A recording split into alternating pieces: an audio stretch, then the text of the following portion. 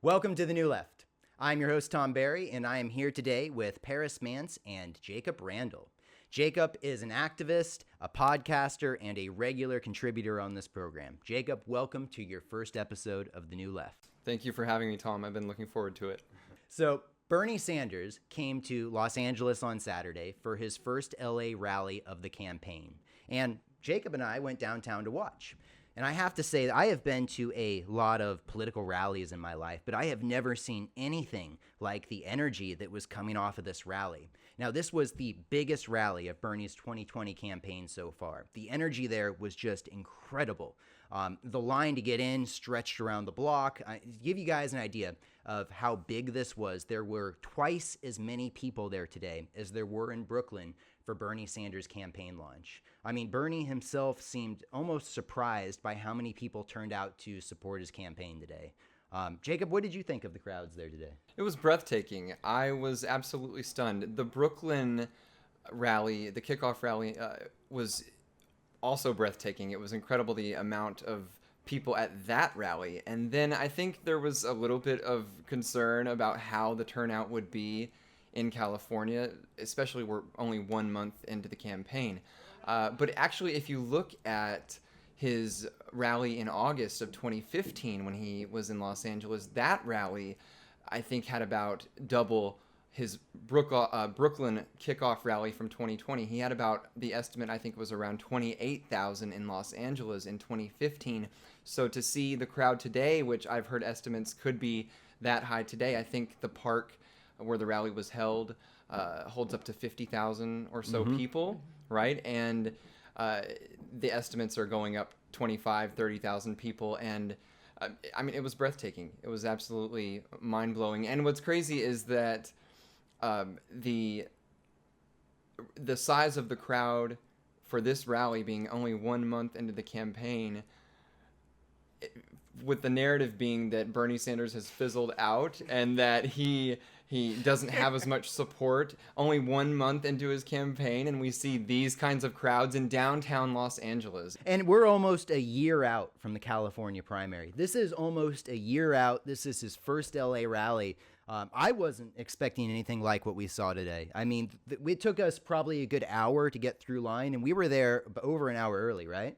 Over an hour early, the line was endless. It kept going. It was actually really well run.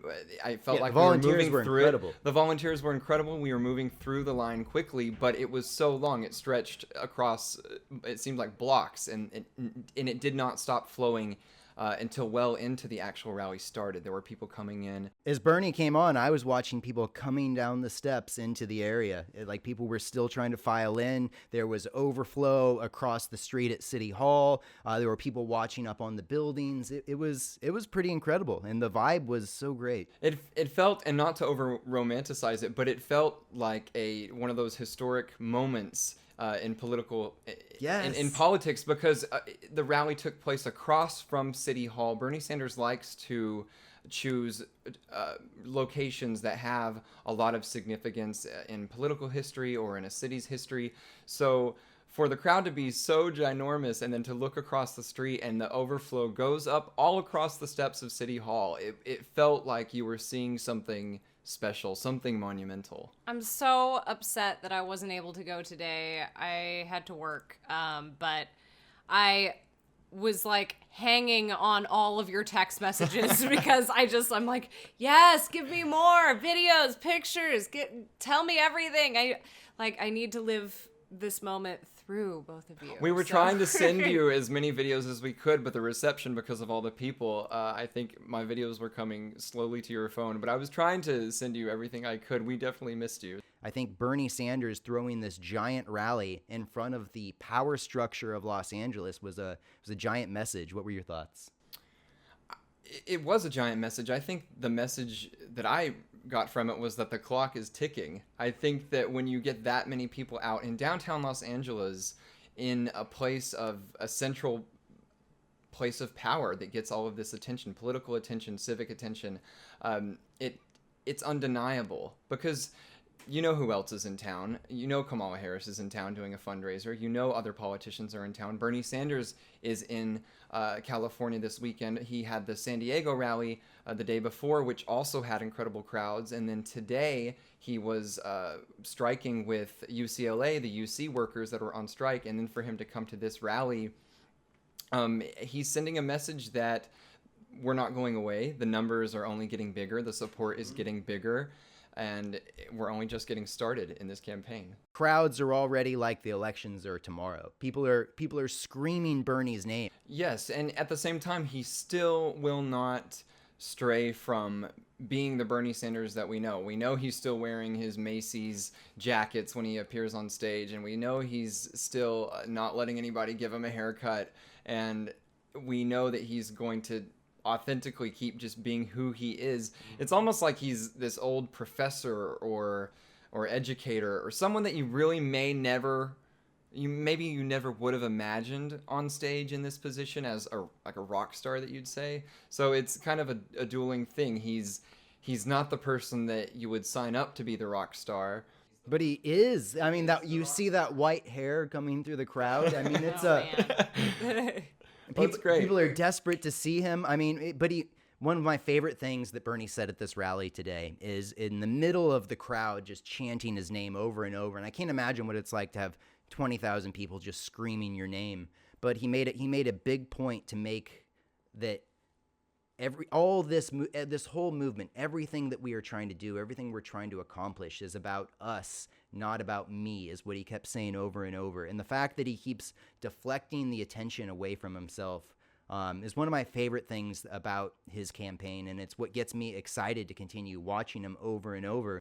When you mentioned the "not me, us," he mentioned that it's a great campaign slogan, and we know it's a great hashtag, and it sounds nice, but he really means it. He means it because he goes further and he emphasizes the grassroots movement that he's trying to start. And I've been watching all of his rallies for the 2020 campaign. I've seen him in Brooklyn, I've seen him in Iowa, New Hampshire, and more and more I'm seeing him talk about the movement part of it. The fact that you're not all just here because you want to vote for Bernie Sanders, and you can say Bernie, Bernie, Bernie as much as you want, but really it's about all of us together and how much help Bernie Sanders and all of us are going to need from each other to carry out his policies and campaign promises. So I like that he's actually, as he goes on through each rally, he's sort of pulling back the curtain more and more on this, because a lot of people, I think, are drawn to Bernie Sanders for all the reasons that we initially are,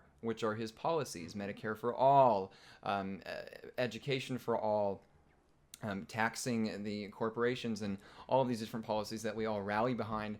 But once you get beyond the initial draw of the policies that pull you in for Bernie Sanders, you start to see that there's more there. There's a bigger plan.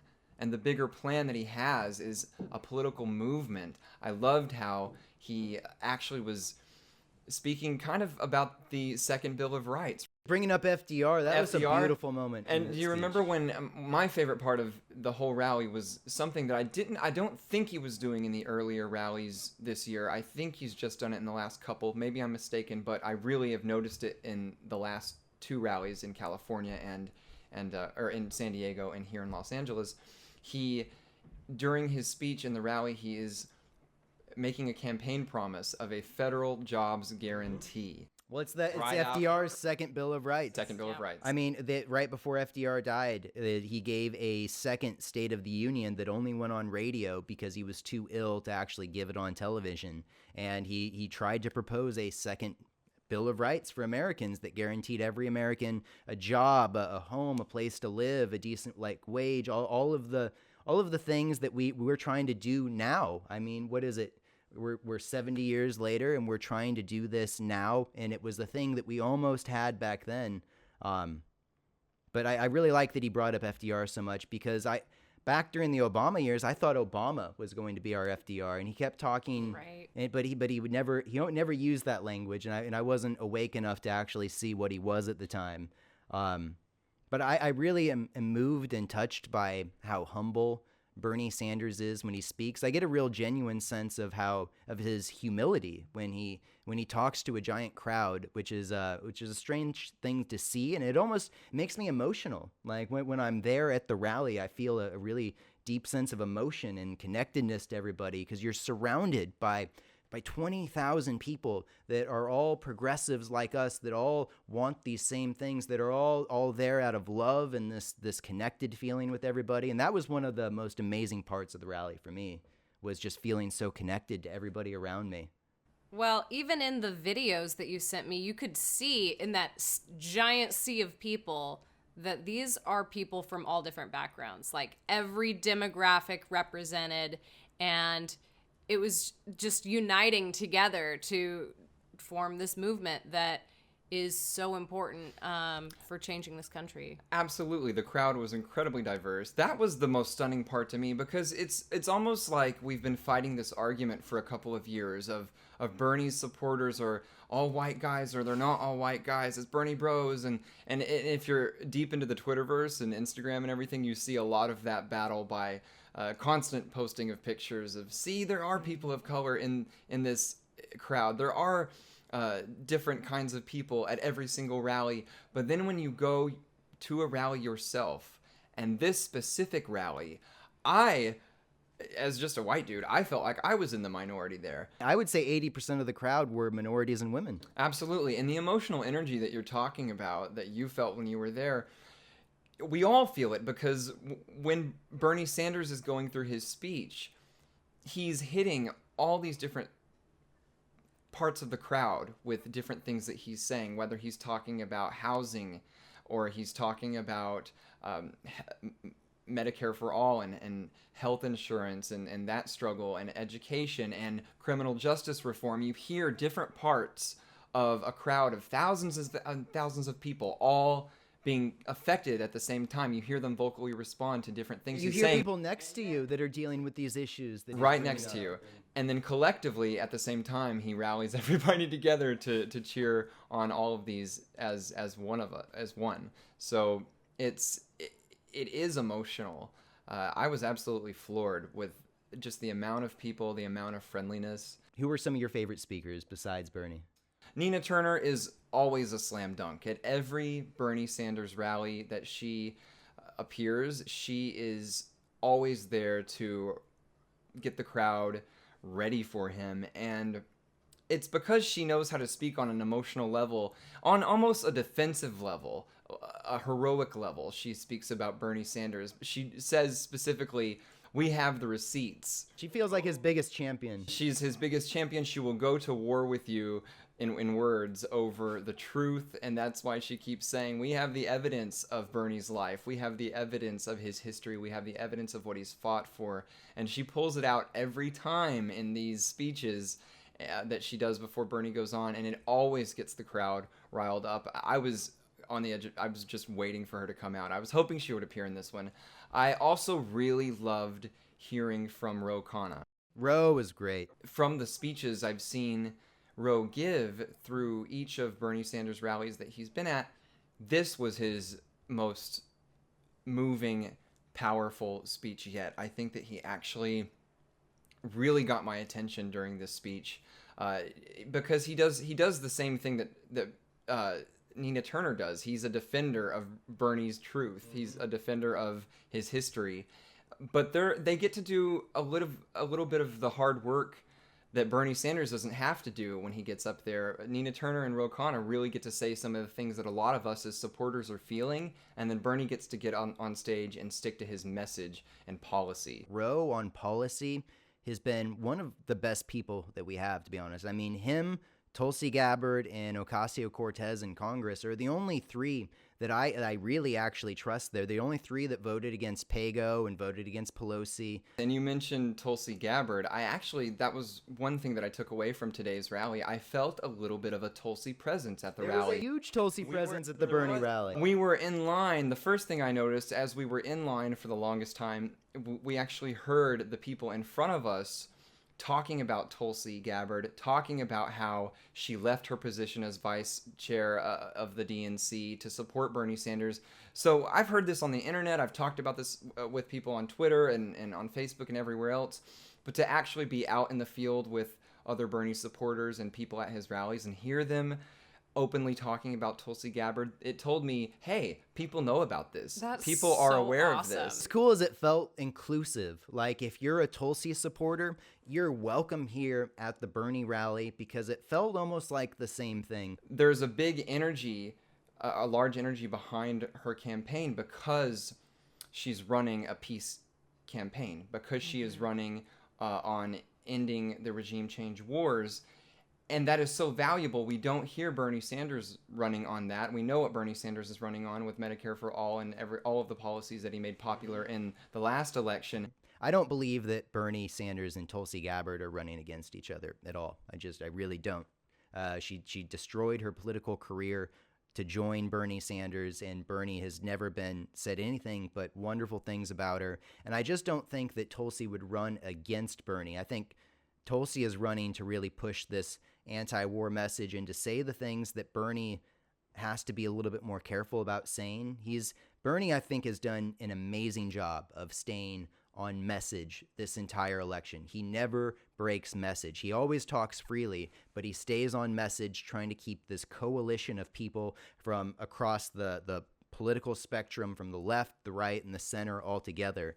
But as he said in 2016, he needs allies on the left, and he needs people to push him from the left. And that's why I think it's so important that we have these progressives and we have Tulsi and Marianne in these debates. And I don't look down on anyone voting for any real progressive. I don't think that we owe anyone our vote. And I like to see people supporting progressives. And I really would like to see those progressives that we're supporting band together as well. We're actually really fortunate to have a few progressive choices this time around. And it's absolutely so important that we have Tulsi on that debate stage with Bernie Sanders and Marianne Williamson as well. Both of those voices are incredibly vital to the discourse, and they both have something to offer, Marianne and Tulsi, in addition to Bernie. Tulsi was actually asked recently, I think at one of her New Hampshire stops, someone asked her to differentiate between herself and Bernie Sanders, and she gave a wonderful answer. She really emphasized her experience in the military and on the Foreign Affairs and Armed Services committees, and she did it in a way that almost seemed complimentary to Bernie Sanders. I want to see the progressive candidates backing other progressive candidates. That would be an amazing thing to see, and to see a coalition in this election. I haven't seen anything like that in my lifetime, and I think that this might be a unique moment that could actually happen. I mean, Bernie has done some amazing things for us by getting us to focus on policy, to get us to start this political revolution, to get us away from identity politics and all these things that separate us. And I would just really love to see everyone that believes in these issues, that believes in Medicare for all, that believes in free college, that believes in ending the wars, to just come together and run almost not a joint campaign, but I don't honestly care who wins as long as we get someone that is a real progressive. Right. The biggest thing right now is to get all of them on the debate stage so that we can actually have millions of people hear their voices, not just Bernie by himself. I do think Tulsi is so important because I don't know anyone else that stands up to the military-industrial complex the way that she does, and how confidently she speaks about it, about how that she doesn't want any of the advice from these generals that intimidate everybody else, because she's been a part of the military for so long, and she's still serving in the military. She's a major. She still serves in the National Guard. And I really think that is such a necessary voice that we need right now, because we're in 8 wars. That most people, even people that know a lot about politics, can't tell you where we're killing people around the world. And I just think that fact alone is one of the things I want to keep at the forefront of this election, because I think that's completely unacceptable. Absolutely. And Completely agreed. Bernie Sanders reminds us that we really need to take care of each other here at home. And I think Tulsi is an extra reminder that we have to take care of the rest of the world too. We have to make Aloha. sure that we're aloha. And we need to stop playing the world police because we're just making everything worse. It's just outrageous that we think that we're the heroes of planet Earth when really we're just, knocking a whole bunch of shit over and, causing a bunch of trouble. She's the only candidate that's really, truly what I would call pro-peace, So I think that she's an incredibly strong, progressive woman candidate, and I'll be supporting Tulsi, and I do believe that she will throw her votes behind Bernie in the primary if need be. So you might find me voting for Tulsi, but it may be for Bernie. I'm gonna wait until the day comes. I personally, I know I probably come across as a pessimist usually. I fully believe they're going to cheat us this next election, and it is so heartening for me to see so many people in the streets already, so many people ready to fight for Bernie, over 1 million people signing up to volunteer for the campaign on the first day. I think that's what it's going to take for us to win, because I think they're going to cheat us again, but I think that if we make our movement big enough, that I think it would be, I don't think they can get away with it if it's big enough. If everyone is outraged and the cheating is so blatant that people go into the streets and we have our own version of a yellow vest movement in this country, if they do this to us again, I think that's the only way that we really overcome this. And I personally think Bernie knows this, because the way that he talks at his rally is he says that he had a really nice moment in his rally where he said that he really needs us. It was a calmer moment, and he talked about how he really needs all of us together after he wins, because that's when the real work starts, because winning just gives us the power to maybe make change. Once we have that power, if we actually put Bernie Sanders in office, it's going to take all of us together to back him, to push all of those things through, because they're going to throw everything at us in this election. But if they lose, they're going to throw even more at stopping the policy and stopping those laws from being passed. And that's what I'm most scared of. What they don't realize that we have this time around is that Bernie Sanders has spent, and not Bernie Sanders and his supporters have spent the last couple of years building up an alternative media, building up a Bernie Sanders outreach. So the crowds that we saw today in Los Angeles, that wasn't fueled by mainstream media reporting of where Bernie Sanders is going to be and what's expected of his crowds. That was entirely fueled by his own media machine. So we have that. Bernie Sanders absolutely knows that it's going to take more than just himself. He emphasizes that in his speeches, and he's gearing us up for that, I think. I think he doesn't want to scare people, but I think he is, little by little, in his speeches and in the moves that he's making, he's sort of gearing us up for all coming together to outnumber the corruption and to overwhelm the cheating that is definitely going to happen again. It's absolutely, you're totally right about it. I think Bernie Sanders probably has a better idea than I do sitting here in my living room about the type of cheating that we're actually up against and what we actually need to do to overcome this. And so I believe in his vision. I believe in the movement that he started, and I just keep getting drawn to him because he keeps pushing it away from himself and making it about the policy and the people, not about him. And the more that he does that, the more that I want to support him. Is there anything else that you guys want to leave us with today? The fact that Paris was not there really stands out. I wish that you had been there. We really missed you. And I really wish I could have come. That would have been wonderful. It was an emotional day. It was a crowd of people all gathered around the same cause. I really just want to emphasize that we've got to get Marianne Williamson and Tulsi Gabbard on the debate stage if possible. So hopefully people are donating to those campaigns. They each need 65,000 individual donations. We need 200 unique donations from at least 20 states for each of those candidates. So I'd say, hey, get out there and support those people. We need their voices on the debate stage. That's right. Please do. Get a t-shirt or two. Those count as donations as well, by the way. Exactly. At least for Tulsi 2020.com. If you get a t-shirt or some kind of campaign merch, that actually counts as an individual donation. And and if you want to follow me on Twitter, you'd go to @JacobGotAway, and I'll be tweeting all about Tulsi Gabbard and rallying people up to donate to that campaign, and Marion as well. I don't want to forget about her. I want to leave you guys with a little video we put together that's a time lapse of us walking up on the Bernie Sanders rally, and I want to show you guys how big this thing actually was and how many blocks it stretched around the street. I hope you guys enjoy, and thanks so much for watching.